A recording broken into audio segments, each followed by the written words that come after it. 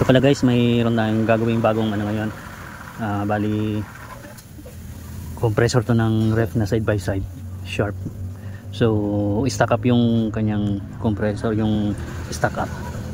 Kailangan lang buksan lang namin to, operahin namin. So marami na rin naman akong ginawang ganito.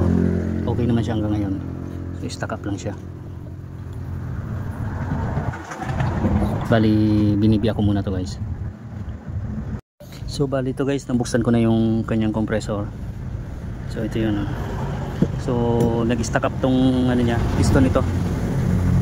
So pag na-recover naman to, tuloy-tuloy na naman siya gumagana. Palambutin lang muna tong sa may connecting rod niya doon sa piston niya.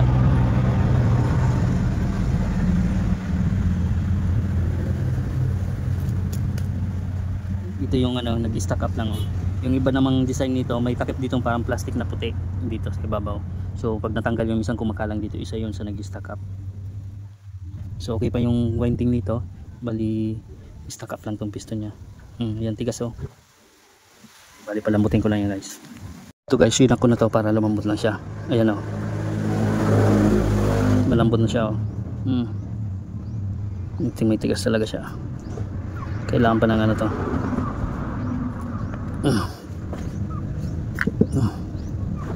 Okay. Bali ito guys, testingan natin.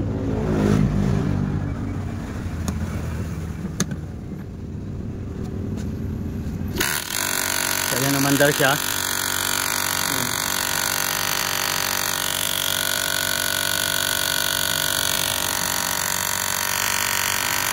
Yan lang, loss compression, wala nang bomba oh.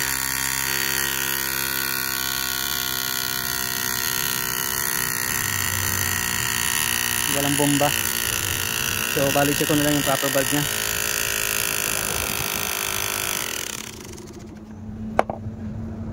Ito pala guys yung ano, compressor. Bali hindi na tumano dahil may tama rin pala yung dito yung sa loob. Yung kanya may gas-gas na rin, kaya nag-stack up pa rin to. Tapos yung bomba niya wala na, pinalitan ko na lang ng compressor yung aming yung Sharp na yun. Bali yan doon sa loob, pakita ko. So bali ito nga pala yung Sharp. Ito yung sana yung papalitan ko ng nire-refer kong compressor. So inanapan ko na lang siya ng kaparehas na compressor. Ayan, 113Y yung ano yan. So bali kinargahan ko na rin ito ng preyon para pagka hindi na ito nag-moist bukas ng maga pwede na rin ito may deliver dahil nirarush nga pala ito ng may-ari. Ayan. So ayan, check lang natin yung loob.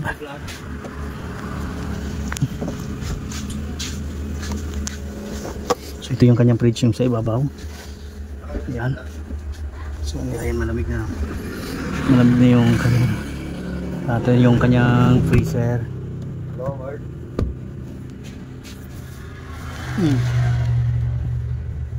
Nilagyan ko ito ng tubig para malaman. Papatigas naman.